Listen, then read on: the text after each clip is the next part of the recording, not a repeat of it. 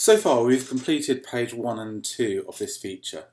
Let's just go and have a look at my finished document to have a look at page 3. Here it is. Let me just preview that very quickly. You can see that previews, you get that ambient seagull noise again, and then I get this, this picture of these crabs here. Now you can see I've got these arrows on the right and left hand side. If I click those, you can see that this is a slideshow. Not only does the picture change, but the text down the bottom changes according to the slide you're on. When it gets to the end, it stops, it won't go any further. Then I can click to go back, and again it stops at the end. So let's have a quick look at how to produce that. Let's go back to my working document. The first thing I need to do is I need to create my third page. So let's just go up to my Pages panel and then add a third page to that. Let's just close those down so they're not in the way. Now when you're making an interactive slideshow, the best way to do it is to create one of the slides completely first. Then we can take that one slide and duplicate it a number of times and change its content. So that's what I'm going to do. I'm going to create one of those slides.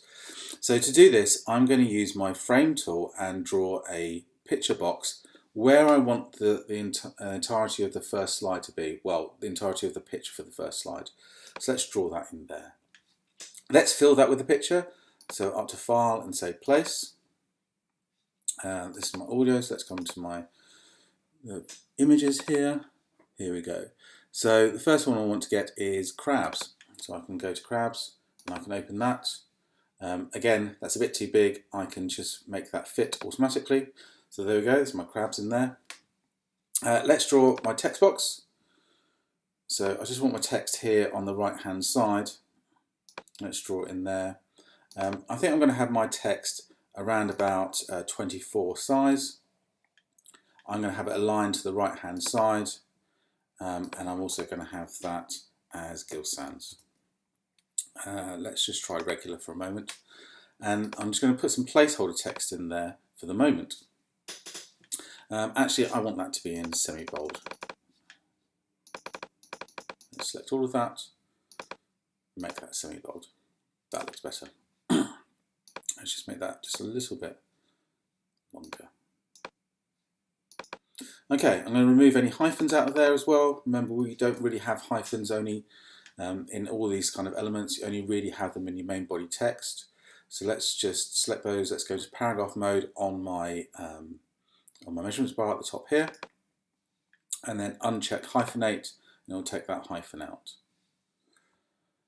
Okay, so this is one slide built. This is a very, very simple slide. I've just got a picture here, and I've also got some text. What I'm going to do is I'm going to select those together. So keep your finger on Shift, and then select the first one, and then select the second one. So they're both selected, and then go up to Object and say Group. So they're grouped as one object.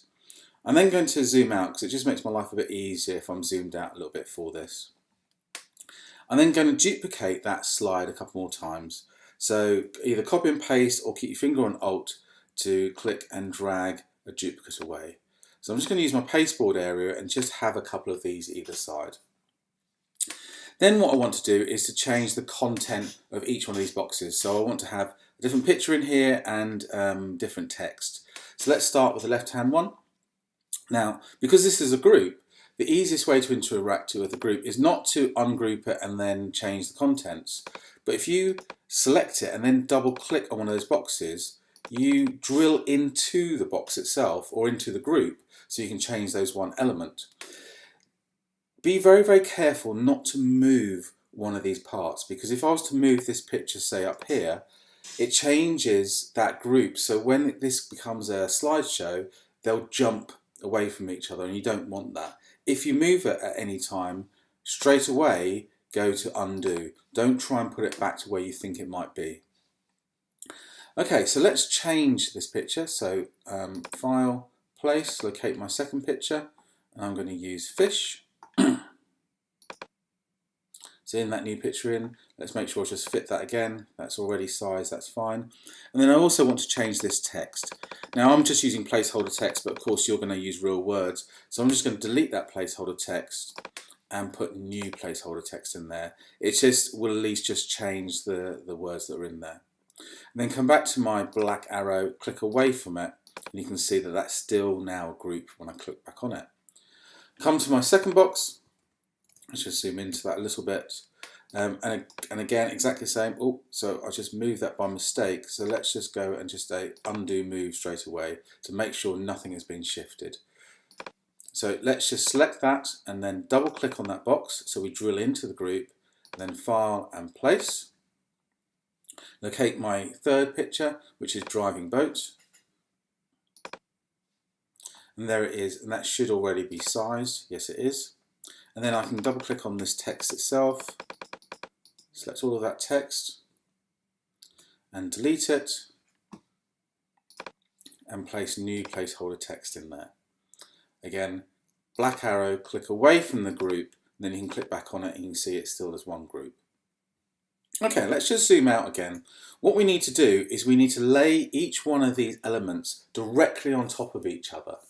Now we could do that by eye manually by just laying them over. This would be relatively easy, but let me just show you an easy way to do that. If we just select all of these elements here,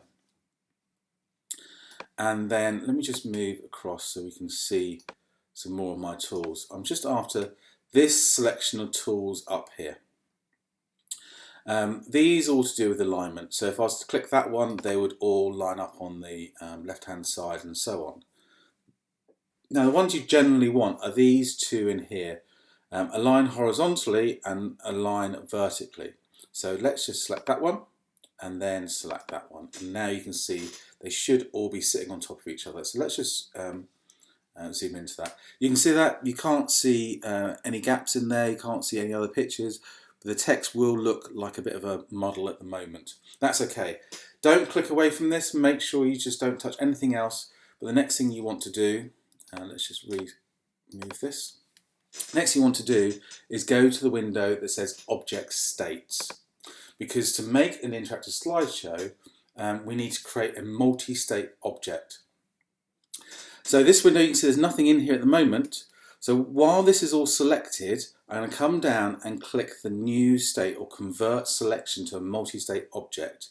Hit that, you will see you should get 3 states in there. If you don't get 3 states in there, something's gone wrong. Go back, undo whatever you've done, and then go back a few stages and try and find where you've gone wrong. You'll see that you can only see one load of text at the moment. If I click away from this and click on it, you can see I'll move this and it seems that it's all grouped together. It kind of is, but it's what's called a multi-state object. If I click on each one of these states, you'll see that it will flick through to each one of these. Now, the order they appear here is the order in the states that they show. So if you wanted them in a different order, you simply just pick them up and drag them to the top and drag them up and down. So I want them in that kind of order. And just to save confusion, I'm going to rename them so they're 1, 2 and 3. So let's just change that. So double click on it. I'm going to call that 1. This is already 2, but let's just change that to 2, to 3. I like to do that because it just saves any confusion. So we have our multi-state object here. So what we need to do is we need to create some buttons on here that control that multi-state object. Okay, as you saw before, I had a little triangle inside a circle. So that's what I'm going to do. I'm going to create myself a triangle. Remember, keep your finger on Alt and click on the page to get an exact triangle and say, okay, I'm not too worried about the size of it at the moment. Let's rotate that around 90 degrees. And I'm just going to create it off the side here. I'm just going to zoom in to see it. And then I'm going to create a circle for that triangle to go into. So I'm going to use the orange that I said before for in there, and then this triangle, I want this triangle to be white. Now because I drew this circle after the triangle, you can see that it sits on top. So I just need to bring the triangle to the front.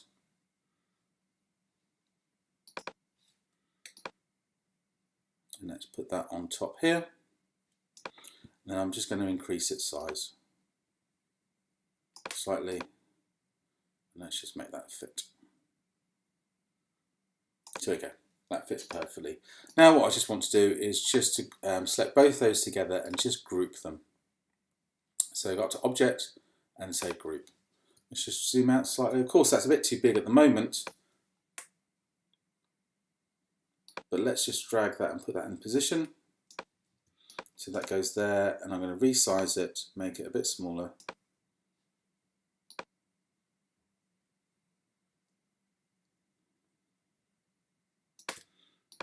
There you go, that kind of sits perfectly. I just want to sit that on the side there.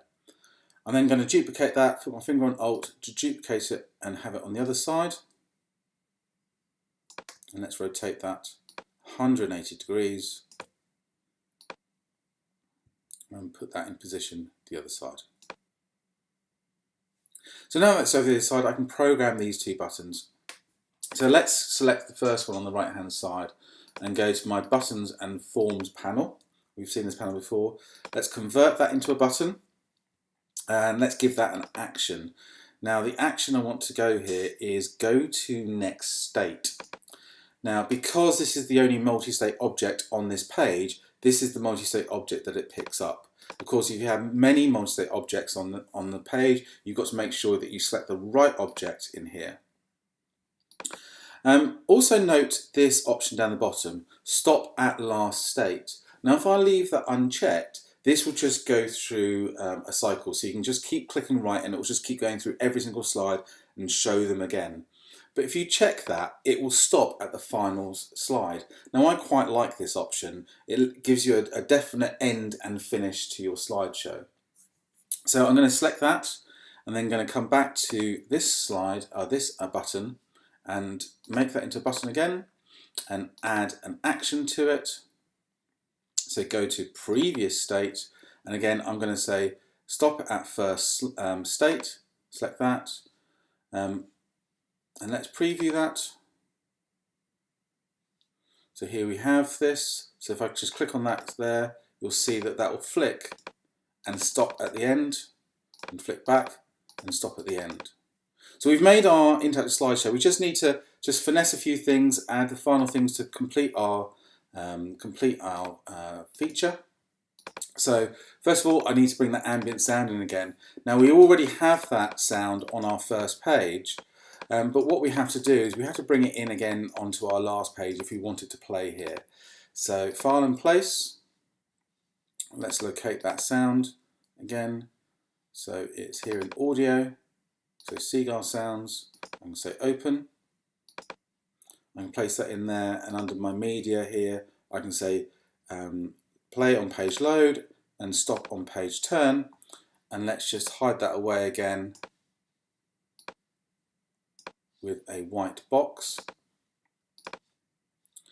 And then lastly, what we do need is some navigation back on this page. So I'm just going to copy this button. So Edit, Copy.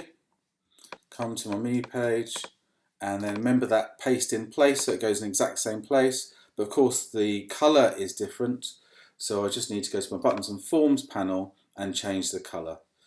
Sorry, not in there. I just need to change the colour of the button itself up here. There we go, it's now black. So let's have a look at our completed feature. So if I go into the EPUB preview window, so I want to preview the entire document, remember? Then I need to load that in once more.